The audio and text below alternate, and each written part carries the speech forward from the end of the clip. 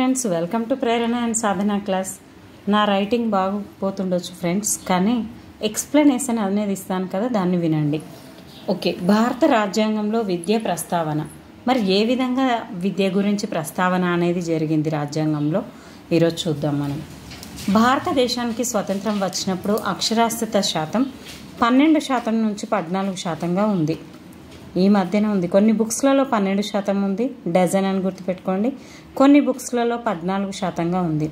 అసమానతలను తొలగించడానికి మరి జాతి, లింగం, కులం, భాష, లిపి, మతం, ప్రత్యేక అంశాలు, మైనారిటీలు, ఈ 7 అంశాలను సమానత్వం సాధించడం కోసం రాజ్యాంగం ప్రస్తావించడం జరిగింది. 1950 జనవరి 26 నుండి భారత రాజ్యాంగం అమల్లోనికి వచ్చింది. మీ అందరికీ తెలిసిన విషయమే. ఆమోదించిందేమో 1949 నవంబర్ 26న. అమల్లోనికి వచ్చింది మాత్రం 1950 జనవరి 26 నుండి రాజ్యాంగం అమల్లోనికి అనేది వచ్చింది. మరి 3 అంశాల రాజ్యాంగంలో ఉన్నాయి. కేంద్ర జాబితా 97 అంశాలు, రాష్ట్ర జాబితా రా రా రా అనే సౌండ్ వస్తుంది కదా, 66. ఉమ్మడి జాబితా 47. ఒక బేసి సంఖ్య, ఒక సరి సంఖ్య ఉంది, ఉమ్మడి అని అలా గుర్తుపెట్టుకోండి. కేంద్ర జాబితా మాత్రం 3 తక్కువ 97. కేంద్రంలో ఎక్కువ ఉంటాయి కాబట్టి 97. ఈ 7 కంటే తక్కువ 6. ఈ 7 ఇక్కడ ఉంది, ఇక్కడ 4 యాడ్ చేసుకోండి. మిగతా 210 అంశాలతో మొత్తం జాబితా అనేది ఉంది.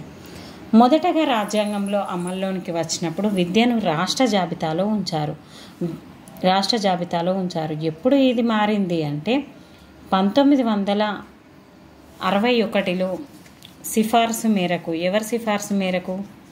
సారీ ఫ్రెండ్స్, 66 కావచ్చు, ఒక్కసారి మీరు చూడండి. అది మన ఇందిరాగాంధీ ప్రభుత్వం ఆ టైంలో దీన్ని రాష్ట్ర ప్రభుత్వం 1976లో రాష్ట్ర ప్రభుత్వం నుంచి ఉమ్మడి జాబితాలోనికి మారడం జరిగింది 42వ రాజ్యాంగ సవరణ ద్వారా. ఓకే, మరి పాతది స్టోరీ చూద్దాం మనం. గోపాలకృష్ణ గోఖలే 6 నుంచి 10 సంవత్సరాలు వరకు ఉచిత నిర్బంధ ప్రాథమిక విద్యను అందించాలి అని చెప్పారు. ఆ తర్వాత సార్జెంట్ కమిషన్ 1944లో 6 నుంచి 14 సంవత్సరాల పిల్లలకు ఉచిత నిర్బంధ విద్యను అందించాలి అని చెప్పారు. అదేవిధంగా ఆర్టికల్ 45 6 నుంచి 14 సంవత్సరాల్లోకి పిల్లలకు, బాలబాలికలందరికీ ఉచిత నిర్బంధ ప్రాథమిక విద్యను అందించడమే హక్కు అని పెట్టుకున్నారు. 1960 వరకు అమలు చేయాలని కల్పిస్తూ సూచించారు. మరి ఆర్టికల్ 21A ప్రకారం 6 నుంచి 14 సంవత్సరాల పిల్లలకు ఉచిత నిర్బంధ ప్రాథమిక హక్కును చట్టంగా మార్చారు. 2002 86వ రాజ్యాంగ సవరణ ద్వారా హక్కును చట్టంగా మార్చడానికి జస్టిస్ వెంకటాచలమయ్య ప్రకారం 1968లో భారత ప్రభుత్వ చట్టం మొట్టమొదటిసారిగా జాతీయ విద్యా విధానం 1968 మొట్టమొదటిసారిగా జాతీయ విద్యా విధానం. ఒకసారి చూడండి, 1968 NEP నేషనల్ ఎడ్యుకేషన్ పాలసీ 10+2+3గా ఉంది. సెకండ్ దాంట్లో కూడా అంతే. 1986లో NPE ప్రకారం నేషనల్ పాలసీ ఆఫ్ ఎడ్యుకేషన్లో కూడా 10+2+3గా ఉంది. ఆ తర్వాత 2020 అంటే 2020కి వచ్చేసరికి NEP 3 ప్రకారం 5+3+3+4గా ఉంది. 1976లో 42వ రాజ్యాంగ సవరణ ద్వారా విద్యను రాష్ట్ర జాబితా నుండి ఉమ్మడి జాబితాలోనికి మార్చారు. ఇందాకే అనుకున్నాం కదా, 1968 ప్రకారం మార్చారు. 1968 ప్రకారం. ఇక్కడ కన్ఫ్యూజ్ అయ్యాను ఫ్రెండ్స్, చూడండి. ఉమ్మడి జాబితా రాజ్యాంగంలో 3వ భాగంలో ఉంది. ఎన్నో భాగంలో? 3 ఉమ్మడి 3. రాజ్యాంగంలో సమానత్వం కోసం ప్రస్తావించిన అంశాలు. జాతి సెక్షన్ 15 ఆర్టికల్ ప్రకరణ నిబంధనలు. చట్టం ముందు అందరూ సమానమే. సెక్షన్ 15(1) ప్రకారం పిల్లలకు, మహిళలకు ప్రత్యేకంగా కల్పించిన సౌకర్యాలను వివక్షతో చూడరాదు. 15(3) ప్రకారం మహిళలకు విద్యా ఉద్యోగాలలో ప్రత్యేక సౌకర్యాలు 33% కల్పించడం. ఇక్కడ 3 ఉంది ఫ్రెండ్స్, ఇక్కడ కూడా 3 ఉంది. నెక్స్ట్ సెక్షన్ 16(1) ప్రకారం సర్వీసు ఉద్యోగాలలో ఎటువంటి వివక్షత అనేది చూపించరాదు 16(1) ప్రకారం సర్వీసు ఉద్యోగాలలో. అదేవిధంగా నెక్స్ట్ మరి సెక్షన్ 21A ప్రకారం 6 నుంచి 14 సంవత్సరాల నిర్బంధ ప్రాథమిక విద్యా హక్కు చట్టం అనేది వచ్చింది. సెక్షన్ 45 ప్రకారం ఉచిత నిర్బంధ ప్రాథమిక విద్యా హక్కు అనేది రావడం జరిగింది. మరి కులం, క్యాస్ట్ గురించి సెక్షన్ 15(4) ప్రకారం ఎస్టీల విద్యకు ప్రత్యేక సౌకర్యాలు కల్పించడం. ఎస్సీలు అనగానే 15(4) ప్రకారం అని పెట్టుకోండి. సెక్షన్ 16(4) ప్రకారం ఎస్సీలకు ఉద్యోగంలో ప్రత్యేక సదుపాయాలు కల్పించడం. 16 అంటేనే ఉద్యోగం గురించి. సెక్షన్ 46 సమసమాజ స్థాపన కోసం బీసీలకు విద్యా ఉద్యోగాలలో ప్రత్యేక సౌకర్యాలు కల్పించడం. మరి మతం ఆర్టికల్ 28(1) ప్రకారం ప్రభుత్వ ఆధ్వర్యంలో నడిచే పాఠశాల 28(3) ధార్మిక విద్యా సంస్థలలో మత బోధన చేయరాదు. 28(4) ప్రభుత్వం అందించే గ్రాంటులలో ఎలాంటి వివక్షత చూపించరాదు. మరి లిపి ప్రభుత్వ ఆధ్వర్యంలో నడిచే పాఠశాలలో ఏ ప్రాంతంలోనైనా లిపి ఆధారంగా వివక్షత చూపరాదు. భాష ఆధారంగా కానీ లిపి ఆధారంగా వివక్షత చూపరాదు. ఆర్టికల్ 29 లిపి 29. భాష 350A ప్రకారం ప్రాథమిక విద్యను మాతృభాషలోనే బోధించాలి. కానీ అదే తక్కువ జరుగుతుంది. ఇంగ్లీష్ మీడియం విద్య అనేది రావడం జరిగింది కానీ చాలా తగ్గిపోయింది అనేది. ఆర్టికల్ 351 జాతీయ భాష అయిన హిందీని అభివృద్ధి పరచాలి అని ఉంది 351 ప్రకారం. త్రిభాషా సూత్రం ప్రాథమిక భాషగా మాతృభాష జాతీయ భాషను 6వ తరగతిలో 8వ తరగతిలో ఆంగ్ల భాషను ప్రవేశపెట్టాలి అని ఉంది ఫ్రెండ్స్. నెక్స్ట్ మైనార్టీలు ఆర్టికల్ 30 దేశ జనాభాలో 10% కన్నా తక్కువగా ఉన్నవారు మైనార్టీ.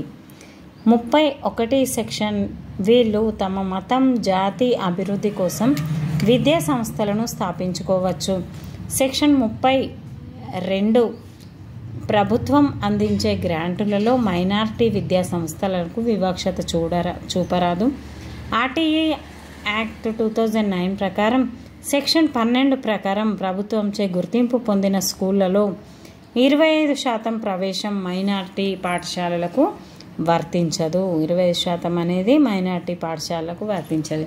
అదేవిధంగా సెక్షన్ 21 ప్రకారం ఎస్ఎంసీల ఎన్నిక ప్రైవేటులో 25% ఉపాధ్యాయులకు స్కూల్ మేనేజ్మెంట్ పాఠశాలలు వర్తించదు. ఇవన్నీ కూడా వర్తించనివి సెక్షన్ 21 ప్రకారం. నెక్స్ట్ ప్రత్యేక అంశాలు మరి సెక్షన్ 41 ప్రకారం భౌగోళికంగా ఆర్థికంగా వెనుకబడిన రాష్ట్రాలకు విద్యలో ప్రత్యేక సౌకర్యాలు కల్పించడం. సెక్షన్ 7 విద్యా హక్కు చట్టంలో పాఠశాల వనరుల నిర్వహణలో కేంద్ర రాష్ట్ర వాటా 65:35 అంటే 65 వంతు కేంద్రంది, రాష్ట్రం వంతు 35. అదేవిధంగా మరి ప్రస్తుతం ఏ విధంగా ఉంది అంటే 32 పండ్లు రాలగొట్టుకున్నాడు ఉంది కదా రాష్ట్రం, అది మిగతాది 68 కేంద్రం. అదేవిధంగా ఈశాన్య రాష్ట్రాలకు మాత్రం 90:10 10 కేంద్ర రాష్ట్ర ప్రభుత్వాలకైతే కేంద్రం తరఫున 90, ఆ ఈశాన్య రాష్ట్రాలకు అదేవిధంగా 10 రాష్ట్రం తరఫున. నెక్స్ట్ ఆర్టీఈ యాక్ట్ 2009 మరి the right of children to free and compulsory primary education act 2009 ఉచిత నిర్బంధ ప్రాథమిక విద్యా హక్కు చట్టం 2009 ప్రకారం ప్రపంచంలో విద్యా హక్కు చట్టం అమలు చేసింది. అమల్లో మొట్టమొదటిసారిగా కెనడా, అగ్రస్థానంలో ఉందేమో చిలీ. మొట్టమొదటిసారిగా అమలు చేసిందేమో కెనడా, కానీ అగ్రస్థానంలో ఉంది మాత్రం చిలీ. ఇది పీజీ వరకు కూడా చేసింది. భారతదేశం 132వ స్థానంలో ఉంది. భారతదేశంలో అమలు చేసిన మొదటి రాష్ట్రం యూపీ అనేది ఉంది. భారతదేశంలో ఆర్టీఈ ప్రస్థానం 1854లో వుడ్స్ గారు తీసుకురావడం జరిగింది. మొట్టమొదటి సంఘ సంస్కర్త రాజారామ్ మోహన్ రాయ్. 1882లో హంటర్ కమిషన్ జ్యోతిరావు పూలే వినతి పత్రం ఇచ్చాడు. 1911 గోపాలకృష్ణ గోఖలే 6 నుంచి 10 సంవత్సరాల పిల్లలకు ఉచిత నిర్బంధ విద్యను అమలు చేయాలి అని సిఫార్సు చేశాడు. అదేవిధంగా 1916లో గైక్వాడ్ మహారాజు తన రాజ్యంలో నిర్బంధ విద్యను అంటే బాలురకు మాత్రమే ఉచిత నిర్బంధ విద్యను ప్రవేశపెట్టాడు. గైక్వాడ్ మహారాజు ఓన్లీ బాలురకి ప్రవేశపెట్టాడు. ఆ తర్వాత 1918 విఠల్ భాయ్ పటేల్ ముంబాయి నగరపాలక సంస్థలో ఉచిత నిర్బంధ విద్యను పెట్టాడు. అమలు కాలేదు, కానీ అమలు పొందింది, కానీ అమలు జరపడం అనేది కాలేదు. 1918 విఠల్ భాయ్ పటేల్ ఆధ్వర్యంలో. మరి 1944 భారతీయులకు 6 నుంచి 14 సంవత్సరాల ఉచిత నిర్బంధ విద్యను అమలు చేయాలని 1984 నాటికి సార్జెంట్ కమిషన్ అనేది సూచించింది. 1944లో స్టార్ట్ చేస్తే ఇప్పటి వరకైనా కానీ పూర్తి కావాలి అని చూపించడం జరిగింది. నెక్స్ట్ మరి స్వాతంత్రం అనంతరం 1947 ఆగస్టు 15వ భారతదేశానికి స్వాతంత్రం అనేది వచ్చింది. స్వాతంత్రం అనంతరం 1947 ఆగస్టు 15న భారతదేశానికి స్వాతంత్రం అనేది వచ్చింది. 1950 జనవరి 26 నుండి భారత రాజ్యాంగం అమల్లోనికి వచ్చింది. భారత రాజ్యాంగం అమల్లోనికి వచ్చినప్పుడు భారత రాజ్యాంగం 3 అంశాలు కలవు: రాష్ట్ర జాబితా, కేంద్ర జాబితా, ఉమ్మడి జాబితా. భారత ప్రభుత్వం రాజ్యాంగంలో ఆర్టికల్ 45లో 6 నుంచి 14 సంవత్సరాలలోపు పిల్లలకు ఉచిత నిర్బంధ ప్రాథమిక విద్యను హక్కుగా కల్పిస్తూ దీన్ని సూచించింది. 1968లో జాతీయ విద్యా విధానం భారతీయ ఉచిత ప్రభుత్వం చూపించడమే 1976లో 42వ రాజ్యాంగ సవరణ ద్వారా విద్యను రాష్ట్ర జాబితా నుండి ఉమ్మడి జాబితాలోనికి తీసుకురావడం అనేది జరిగింది. 1976 నుండి ఉమ్మడి జాబితా నుండి ఇది 1992లో ఉన్నికృష్ణన్ వర్సెస్ మోయిని జైన్ వర్సెస్ కర్ణాటక ప్రభుత్వం అనేది జరిగింది. కేసులో సుప్రీంకోర్టు విద్య అనేది ప్రాథమిక హక్కులో భాగం అని తీర్పు ఇచ్చింది. దీనిలో భాగంగా భారత ప్రభుత్వం ఉచిత నిర్బంధ విద్య అమలుకై సాధ్యాసాధ్యాలను సూచనలు ఇవ్వడం కోసం 1996లో సైకియా కమిటీని ఏర్పాటు చేసింది. 2000 సంవత్సరంలో యుఎన్ఓ అనుబంధ సంస్థ అయిన యూనిసెఫ్ సెనెగల్ దేశ రాజధాని సమావేశంలో 2015 నాటికి సభ్య దేశాలన్నీ ఉచిత నిర్బంధ విద్యను అమలుపరచాలి అని సూచించింది. 2000 సంవత్సరంలో జస్టిస్ ఆధ్వర్యంలో ఈ విధంగా కమిషన్ను ఏర్పాటు చేయడం అనేది జరిగింది. జస్టిస్ వెంకటాచలయ్య సూచనలు: ఉచిత నిర్బంధ విద్యను అమలు చేయాలి, విద్యను ప్రాథమిక హక్కులో భాగంగా చేయాలి, 6 నుంచి 18 సంవత్సరాల వయసు వరకు నిర్బంధ విద్యను కొనసాగించాలి అని సూచించారు. 2002 సంవత్సరానికి 86వ రాజ్యాంగ సవరణ ద్వారా 21 అంగాలు, అదేవిధంగా 6 నుంచి 14 సంవత్సరాల ఉచిత నిర్బంధ చట్టంను రూపొందించాలి అని తెలపడం జరిగింది. దీనిలో ప్రాథమిక హక్కులకు భాగం ప్రాథమిక హక్కులో జీవించే హక్కుగా మార్చారు. ఎన్సిఎఫ్ 2005 ఆర్టీఈని అమలు చేయాలని సూచించింది. ఈ విధంగా రాష్ట్రపతి, రాజ్యసభ, లోక్సభ మరి ఏ విధంగా అమల్లోనికి తీసుకొచ్చాయనే చూద్దాం. భారత పార్లమెంటులో ఆర్టీఈ ప్రస్తావన 2009 జూలై 2న క్యాబినెట్ ఆమోదం, జూలై 20న రాజ్యసభ ఆమోదం. 2 తర్వాత దాని పక్కన 0 పెట్టుకోండి, 20 అవుతుంది. జూలై 2 సార్లు అయిపోయింది. ఆగస్టు నెక్స్ట్ 4 ఆగస్టు 4 లోక్సభ, ఈ 4 లక్షల లోక్సభ. ఆగస్టు 26, ఈ 6 నుంచి 2 తీసేస్తే 4, 26 నా రాష్ట్రపతి ఆమోదం. ప్రతిభా పాటిల్ అప్పటి రాష్ట్రపతి గారు ప్రతిభా పాటిల్ గారు ఉన్నారు. ఆగస్టు 27న ఇండియన్ గెజిట్లో నమోదు. ఆ తర్వాత ఆగస్టు 29న చట్టంగా మారింది. కానీ 2010 ఏప్రిల్ 1 నుండి భారతదేశంలో అమల్లోనికి రావడం జరిగింది. ఇది 2013 ఏప్రిల్ 1 నుండి సంపూర్ణంగా పనిచేస్తుంది. 2013 ఆగస్టు 13న ఆర్టీఈ ప్రచారం కోసం ఆర్టీఈ గీతంను విడుదల చేశారు. ఎప్పుడు విడుదల చేశారు? August 13, 2013 August 13. ఆర్టీఈ గీతాన్ని రచించింది జావేద్ అఖ్తర్, పాడినది సోను నిగమ్, సింధు చౌహాన్.